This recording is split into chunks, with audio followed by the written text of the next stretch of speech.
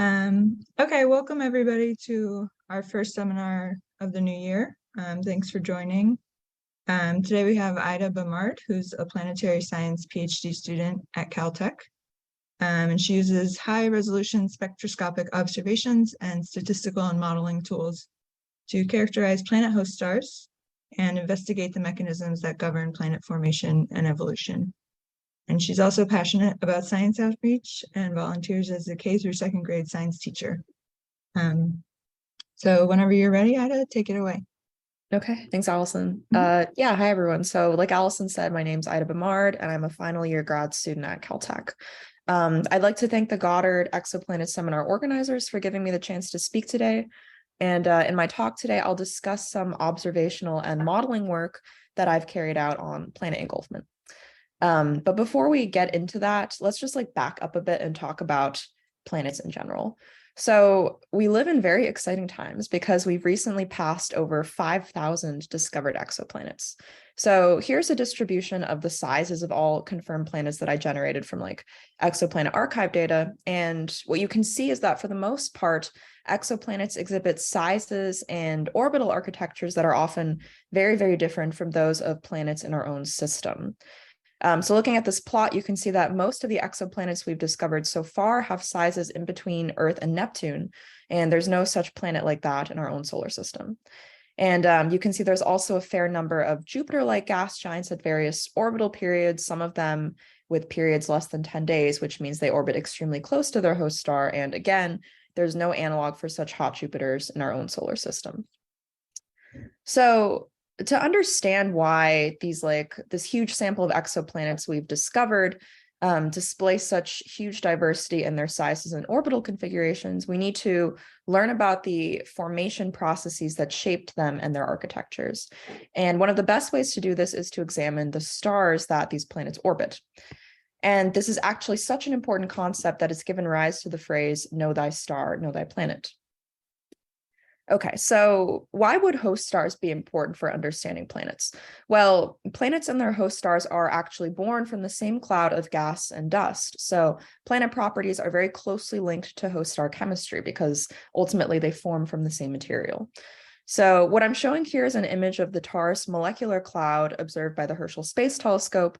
And because this is a molecular cloud, that means it's a stellar nursery where stars are born. And so all of the stars and their planets that are born in the Taurus molecular cloud were formed from the same material. So they're linked to one another chemically. So in the past few years, we've discovered that stars rich in heavy elements like iron tend to host larger, closer-in planets. And this discovery is now what we call the planet metallicity correlation.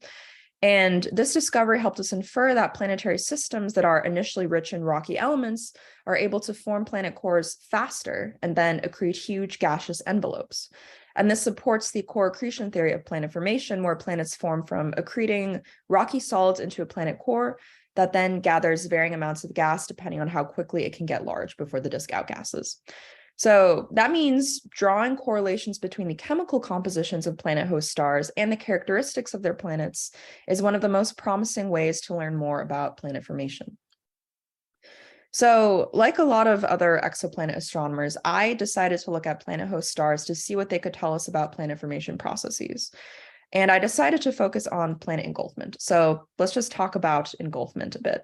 It's exactly what it sounds like. It's when a planet that is subject to dynamical forces, like say planet-planet scattering or migration, ends up getting engulfed by its host star. And we can infer that engulfment occurred because when the planet gets engulfed, it's destroyed and all its rocky material that makes up its planetary core becomes incorporated in the stellar convective zone of the host star. So all that rocky material ends up boosting the amount of refractory species in the convective zone, like say magnesium, aluminum, calcium, etc. And there are a handful of engulfment observations reported in the literature, but in general, we don't really have a good sense of how common engulfment really is. So to try to put some constraints on its prevalence, we conducted a survey of engulfment among systems with existing planets. So yeah, just backing up, seeing that enhanced rocky species abundance in stellar convective zones, that seems like a pretty straightforward way to figure out if engulfment occurred, right? Like we could just grab some spectra of a star, analyze it, and check if the star has enhanced levels of rocky elements in its convective zone. But it's actually not that simple because seeing enhanced refractory species in a star doesn't necessarily indicate that engulfment occurred. And that's because we don't know the elemental abundances that a star was born with. So if we find a star whose refractory abundances are much higher than the volatile non-rocky elements like carbon, nitrogen, oxygen, that's not indicative of engulfment on its own because that star may have just been born in a very refractory-rich molecular birth cloud. And that would make the high level of rocky species in the star zone, convective zone, primordial. So, what it was actually born with. But there is a way to determine if high refractory abundances are primordial or due to post-stellar birth processes like engulfment. So we can make the assumption that if stars are born from the same cloud, they formed from roughly the same material, as I mentioned before, and therefore they should start chemically homogeneous or have the same compositions. And then we can use these stellar siblings that share a parent birth cloud to determine if the observed high refractory abundances in the stellar convective zone are primordial or not. So one way we can find stellar siblings is to look for stars that are gravitationally bound, because even though stars move away from their parent cloud over time, stellar siblings are still going to kind of follow each other in a kinematic sense. So that means stars in like binary, triple, and higher order systems that are by definition gravitationally bound must have been born within the same cloud and are thus siblings. So now if we want to look for signatures of planet engulfment, what we can do is compare the stars in multi-star systems. And if one star has much higher refractory abundances than its other sibling, like for example in carbon and silicon, that indicates that something happened later in the star's lifetime that resulted in rocky material enhancement, like engulfment. But there is another caveat on engulfment signatures. So even refractory enhancements that are not primordial do not constitute evidence for engulfment alone. So we also need to see a trend with the condensation temperature of the refractory elements. And the condensation temperature, or TC, of an element is the temperature required for that specific element to sublimate from the icy to the gaseous phase. So why do we think that engulfment is going to create rocky enhancements in order of TC? Well, if you think of how the abundances of different rocky species exist in protoplanetary disks, elements with higher TC have to get much closer to the host star to sublimate into the gas phase. And because of that, these elements are more likely to be condensed and solid throughout the disk and be able to become locked in planet cores. And conversely, elements with lower TC, volatile elements like carbon, nitrogen, oxygen, those are more likely to reside in the gas phase throughout the disk and thus can't get incorporated into rocky planet cores and are more likely to become depleted due to, say, accretion onto the host star, or maybe they're blown out of the system. So that means planet compositions are dictated by the radial temperature gradient in the disk, which means planets have more amounts of elements with higher TC. And so if a planet gets engulfed, we expect to see higher abundances of refractory species in order of TC. So what I'm showing here at the bottom of the slide is a plot displaying the differential abundances from the binary system HD 2404290, also known as Kronos and Krios. And this system, their abundances, was published in O et al. 2018, and they appear to indicate engulfment. So by differential abundances, I mean the difference in abundances between the two stars, Kronos, Krios, because we want to see if one of the stars exhibits enrichment of rocky elements in order of TC compared to the other. So the differential abundances are on the y-axis, and the element they correspond to is on the x-axis, and they're listed in order of TC. And you can see that one of the stars appears to have much higher refractory abundances than its stellar companion, and the differences get higher as a function of TC. So that's kind of like the nice, strong engulfment signature that we hope to see when looking for observations of engulfment amongst stellar siblings in binary systems. Okay, so there are a few more binary systems other than Kronos and Krios whose stars exhibit significant differential refractory enhancements in order of TC. And I want to note here that significant in this case means a difference of at least 0.05 dex between the two stars. And we want this because 0.03 to 0.05 dex is kind of like the upper amount of natural chemical dispersion observed in stellar clusters born from the same molecular cloud. So basically 0.05 dex is like the upper limit of primordial chemical difference we can expect between stellar siblings. So, rocky enrichment from engulfment has to exceed 0.05 dex to be significant / detectable. But there are only 10 systems reported in the literature with robust engulfment signatures. So that is a trend in TC of the differential abundances that exceed 0.05 dex. So yeah, 10's not a lot. And while there are some surveys that have looked at differential abundances among more than a handful of binary systems, there's really been no dedicated survey of engulfment among systems with existing planets. And because of that, the prevalence of engulfment and the role it plays in the dynamical and chemical evolution of planetary systems is like very unknown. Well, okay, so, why does engulfment matter? Well, understanding the conditions and prevalence of engulfment is really important for mapping the fate of dusty refractory material in planetary systems.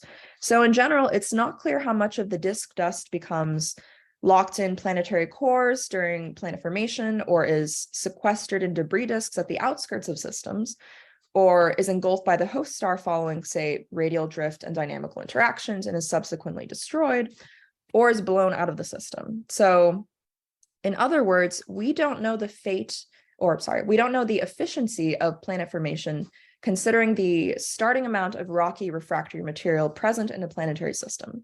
So investigating engulfment can shed some light on this, because refractory enhancements in planet host stars due to engulfment can be used to back out mass measurements of the polluting material, which can then help us constrain how much rocky mass went into planet cores and how much of it was generally redistributed in the system after the disk dissipated. Also, constraining the occurrence of engulfment also has important implications for galactic archaeology, which is an astronomical subfield that attempts to link stars back to their stellar birth clouds because they disperse from each other over time, and in that way reconstruct the history of our galaxy as told by the movements of stars. So to do this, galactic archaeology uses a process called chemical tagging, which basically consists of grouping stars with sufficiently similar kinetics and chemical abundances together, because again, stars born from the same cloud should be initially chemically homogeneous. So, you can find one star and then another, and if they have nearly identical elemental abundances, you can establish siblinghood and figure out from which cluster they originally came from. However, chemical tagging relies on the assumption that members of the same cluster share the same abundance patterns to within 0.05 dex. And that means it assumes that stellar abundances remain more or less unaltered since stellar birth. And of course, this may not be true if engulfment is a common phenomenon, which could lead to rocky enhancements that exceed these like 0.05 dex levels. So for all these reasons, it's really important to figure out how common engulfment is. So to do this, we took a survey to obtain Keck high-resolution Echelle spectrometer data, Keck high-res, for a sample of multi-star systems where at least one of the stars hosts a confirmed planet.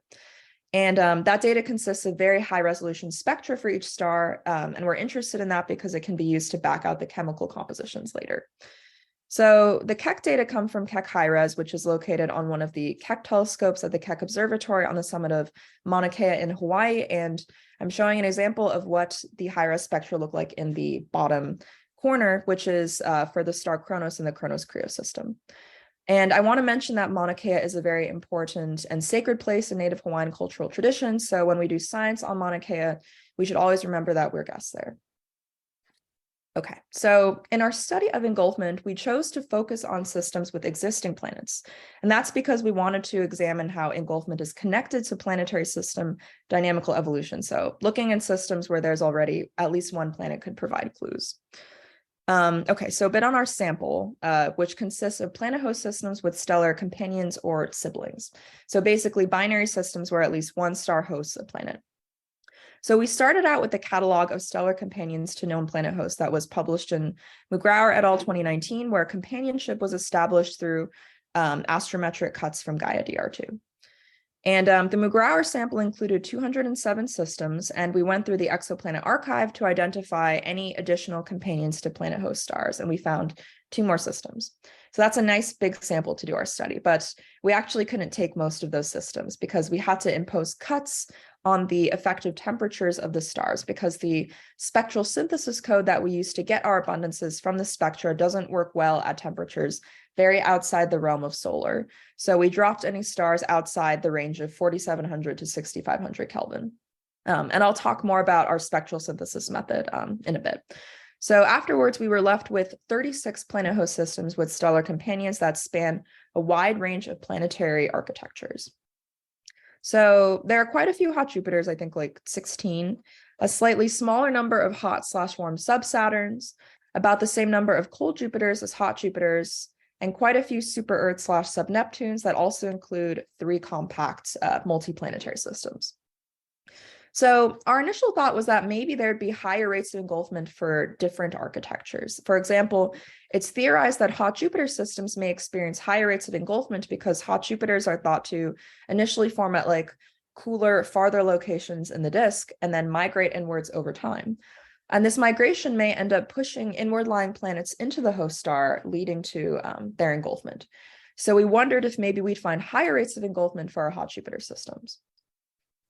Okay, so a bit on our methods. We were able to get stellar abundances from our Keck-Hyros spectra through spectral synthesis. But what is spectral synthesis? So essentially, they're codes that allow us to derive fundamental physical and chemical stellar parameters like log G, T effective, and chemical abundances from spectra by constructing model stellar photospheres and then modeling the radiative transfer of photons as they pass through those photospheres, which generates synthetic spectra that can be compared with real spectra. The synthetic spectra are generated from line lists that include important spectral line features and their strengths and opacities. But the problem is we don't know the corresponding strengths and opacities for lots of line features that are important for stars that are not like the sun, like say M dwarfs, which are cooler and have lots of molecular features. So spectral synthesis codes like the one we use don't model spectra well for stars that are very dissimilar to the sun. So that's why I made that T effective cut initially on our sample. So here in this plot, I'm showing 3 examples of synthetic spectra that were generated from the spectral synthesis code SpecMatch synthetic. And you can see that as the temperature of our synthetic star goes up, the spectra get broadened accordingly, which is what physics tells us should happen. Okay, so the spectral synthesis code that we used is called Spectroscopy Made Easy, which I'll refer to as SME from here on out. And it essentially uses atomic and molecular line data and model atmospheres to generate a library of synthetic spectra with an optimization code that can then match real spectra to their best fit synthetic counterparts. Okay, so once we had our SME-derived elemental abundances from our Keck-Hyros spectra for our systems, then we could start modeling engulfment signatures. So to do this, we constructed an engulfment model that estimates the mass of bulk Earth composition material engulfed by a single star, given differential abundances for each binary pair. So for bulk Earth here, that means we assumed the engulfed planets have about the same composition as the whole Earth, like the mantle and the core. So to test our model, we first applied it to the published abundances of Kronos and Krios, shown here, and we recovered about 13.6 Earth masses of engulfed material, which matches pretty well with the published estimate of 10 to 15 Earth masses from the original paper. And in this plot, the fitted model from our study is given by the fine dashed line tracing the differential abundances. Our engulfment model also fits a comparison flat model against the data that represents the case of no engulfment, which is represented by the long dashed line here. So the model is also based on a nested sampling framework, which is a Bayesian model fitting method. And the nice thing about nested sampling is that it outputs something called a Bayesian evidence value that can be used to compare how well different models fit the data. So we could use the Bayesian evidence to compare the flat and engulfment models. And the difference in Bayesian evidence, or delta log z, between the engulfment and flat models for Kronos and Krios is 15.8, which indicates that engulfment is favored, like a largish positive value. But in the end, 15.8 is just a number that doesn't really tell us much. So we wanted to know what specific Bayesian evidence difference delta log z would indicate a strong engulfment detection. So to do this, we generated artificial samples of engulfment and non-engulfment systems. So we constructed the synthetic engulfment sample by drawing 1,000 systems from our real planet host binaries. And we did this by first copying the abundances of the planet host star onto the stellar companion so that both stars begin with the same abundances and the differential abundances across all elements is 0 to begin with. And then we added scatter to the abundances from the expected scatter observed in wide binaries. And the expected scatter is a function of our signal to noise ratio of our high-res observations. And then we simulated adding 10 Earth masses of bulk Earth composition material into the convective zone of the planet host star, and then we recomputed the abundances. And we picked 10 Earth masses because that's kind of like the upper limit of the nominal amount of rocky material most planets are expected to contain, because runaway gas accretion begins when planet cores grow to sizes of 10 Earth masses, or at least that's what we think now. Okay, right. So going back to our sample of simulated engulfment and non-engulfment systems, we followed the procedure I just explained to generate 1,000 simulated engulfment systems. And then to construct our simulated non-engulfment systems, we again sampled from our real systems 1,000 times. But we took out the one system that potentially displayed an engulfment signature. And that's a spoiler alert, so more on that later. But this time we did not modify the abundances of the stars at all, because we assumed that all of them could just be taken as non-engulfment systems, because they were all like non-detections. And then we ran all the simulated systems through our engulfment model machinery to get their Bayesian evidence differences, delta log z, between the engulfment and flat models. Because again, we want to figure out what delta log z indicates as strong engulfment detection. So in this plot, the delta log z distribution of the simulated engulfment systems is in red, and that of the simulated non-engulfment systems is in blue. And the delta log z values for the real 36 systems in our sample are represented by the white histogram. So those are the real data.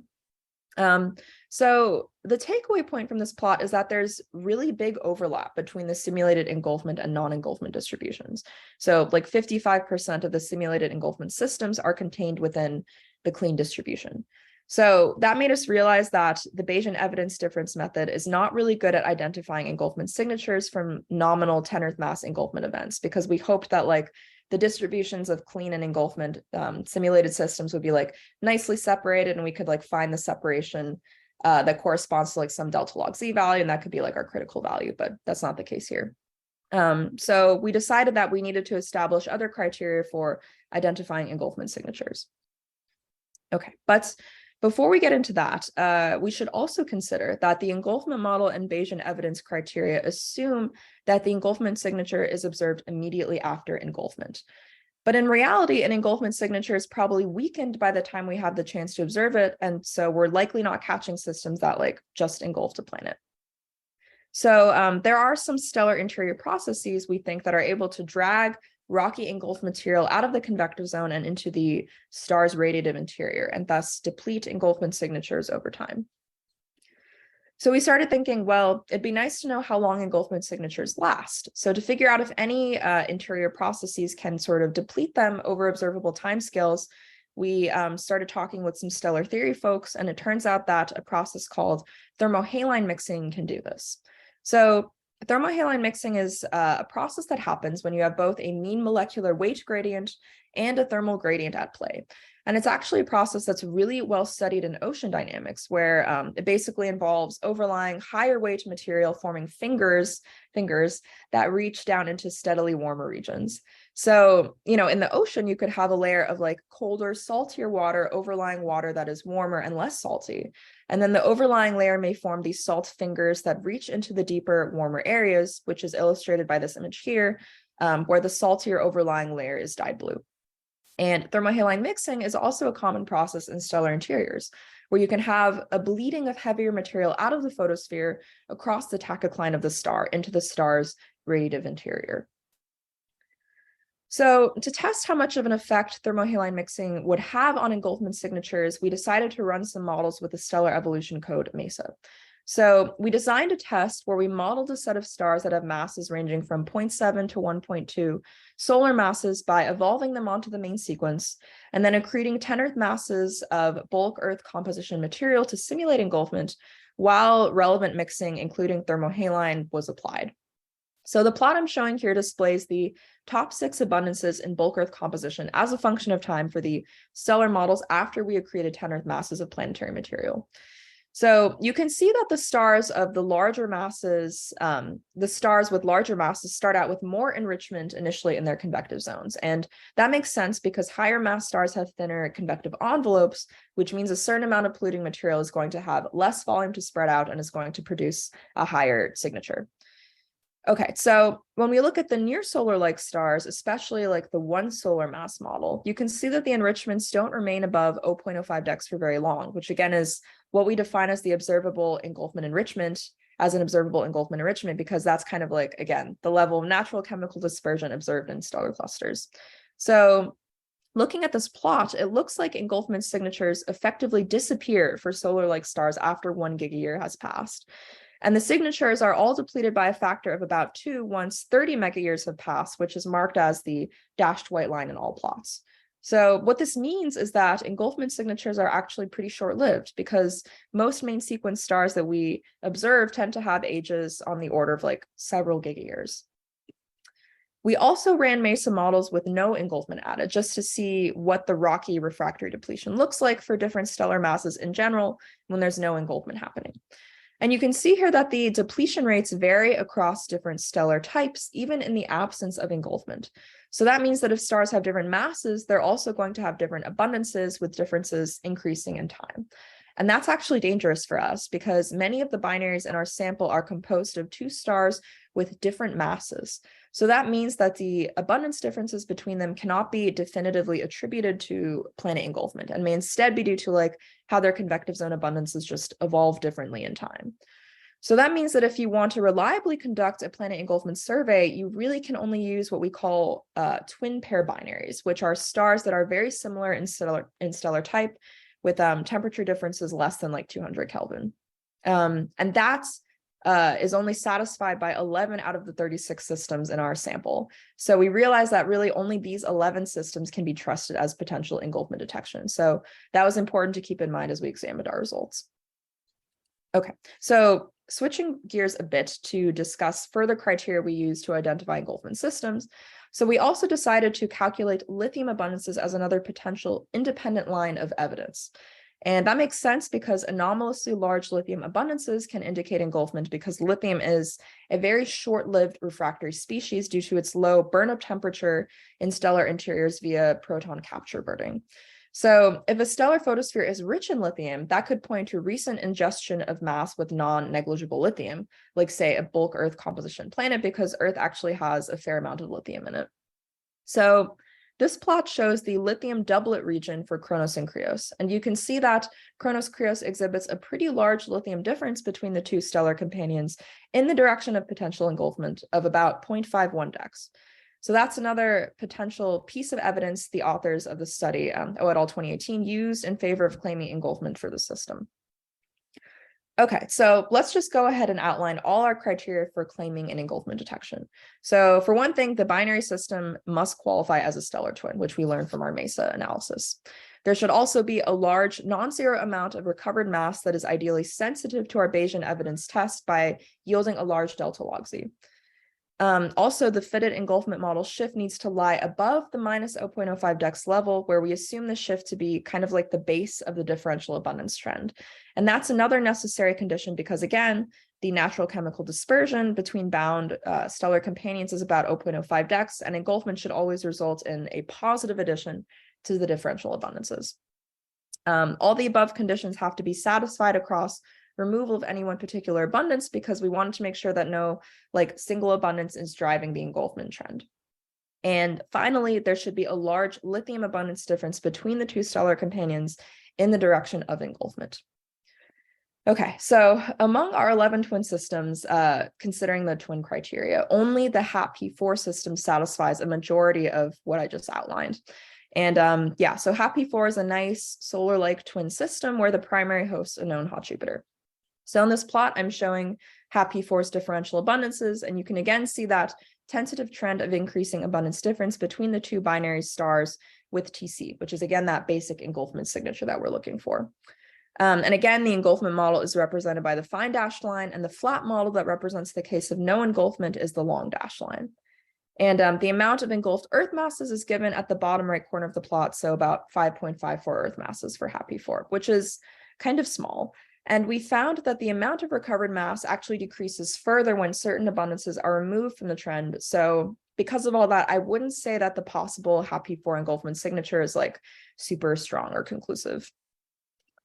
But HAP-P4 has a decently large lithium abundance difference between the companions of about 0.41 dex, which is comparable to the Kronos-Krios value of 0.51 dex. So we thought, okay, maybe HAP-P4 is the only engulfment detection in our sample, which is kind of surprising considering that Kronos and Krios was found without a survey. But maybe this lack of engulfment detections in our sample could be explained by our MESA results, which show that observable signatures don't really last beyond 1 gigayear post-engulfment. And all the systems in our sample are actually several gigayears old. So, maybe some of them experienced engulfment events like much earlier, like maybe during their late heavy bombardment eras, but those signatures could have been weakened by processes like thermohaline mixing and did not last until the present day. Okay, but what about Kronos and Krios? So both HAP-P4 and Kronos and Krios are about 4 gigayears old, so that doesn't really agree with our MESA results. So another possibility is maybe we just got lucky and observed these systems soon after the engulfment events.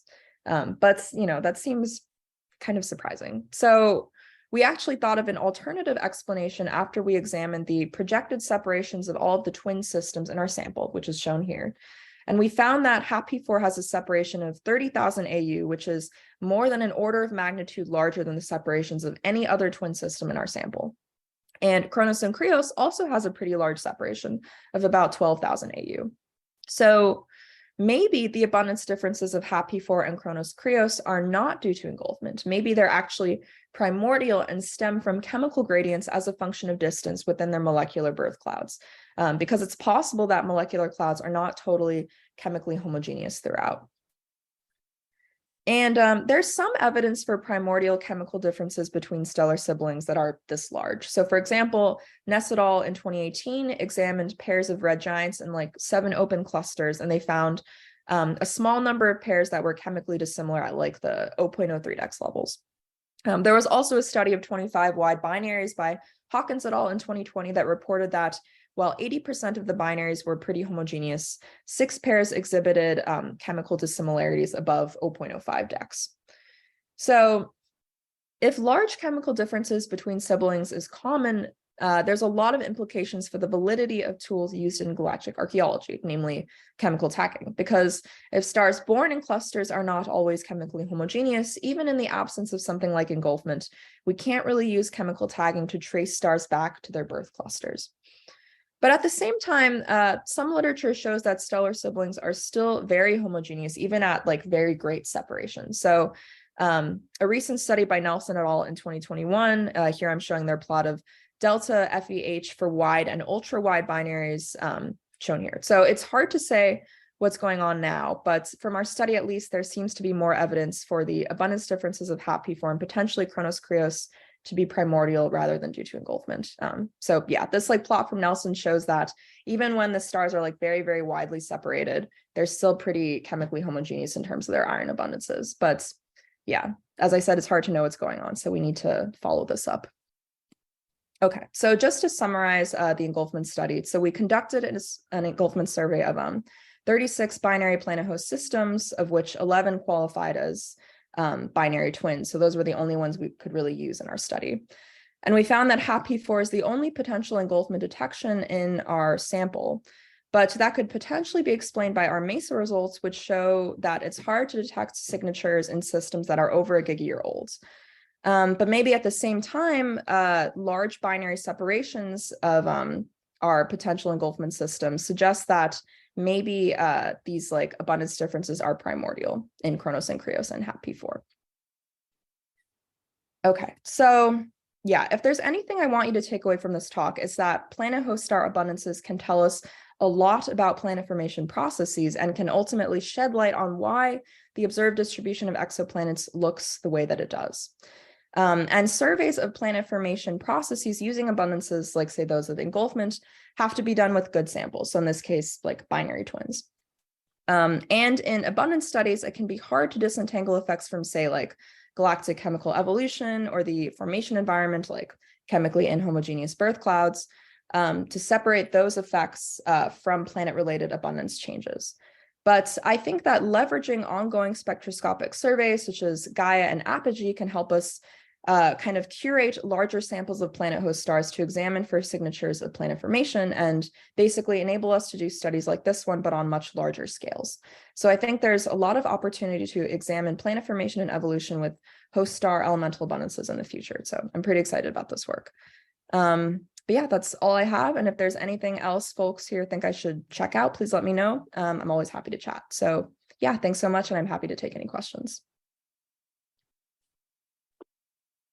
Thanks, Ida. Really interesting talk and really clearly explained. Are there any questions off the bat? Yeah, Chris Stark, I see your hand raised. Go ahead. Hi there.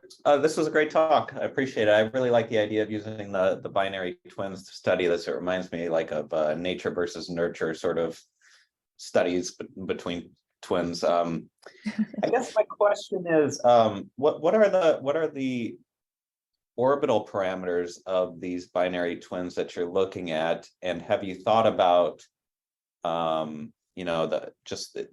the fact that they are binary systems? Is that going to drive planet formation and the engulfment process in a way that would be different from if it weren't a binary system?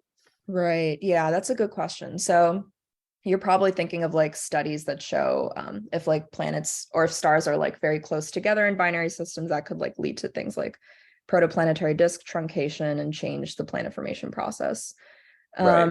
Yeah, You can yeah. have binary planets, you can have planetary Mhm. systems around each individual star. So I was just wondering whether you've considered those sorts of things. Right, totally.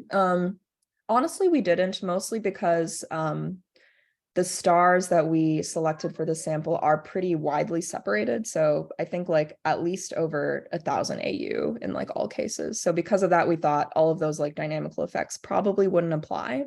But I think you're right. That's definitely something that we should check out in the future because maybe there's something going on.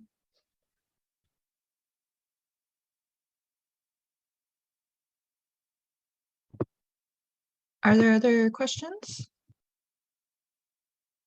I guess I had one. So you mentioned this is really only currently applicable to solar type stars. Are there plans for you or other people to be able to expand it to other stellar types? Yes, actually, that's what I'm hoping to do in my postdoc. So I'm hoping to Okay. basically like extend this work specifically to M dwarfs, which will be challenging because, as I mentioned, spectral synthesis codes that allow us to get elemental abundances don't really work well for stars that are not like the sun. But I'm hoping to like get around that by using machine learning methods like, say, the Canon instead of those codes, which are not dependent on like physical stellar models. So we don't need like really detailed line lists for those. So yeah. But then will you also have to redo, I guess, the interior component being like fully convective for some of them? Or Right. is that like mixing component going to be very different? Yes, it will, because yeah, exactly. M dwarfs have like deeper convective zones, so the signatures are going to be a lot weaker for like a given amount of mass engulfed. So yeah, that's definitely something we'll have to take into account. So would the engulfment signature last longer with a deeper convective zone or not as long? Oh, we kind of got this for our MACE results. Let me think. I think I don't mean to that put you on the spot. no, it's okay. Yeah. So I think that from our MESA results, we found that stars with thinner convective envelopes that were more massive displayed a stronger engulfment signature to begin with, which makes sense because the volume of the zone is smaller. So, higher enhancement. But the depletion as a function of time was faster than stars with deeper convective envelopes. So hopefully with M dwarfs, maybe the depletion time scale is like not super fast, even though the initial signature is like not super strong.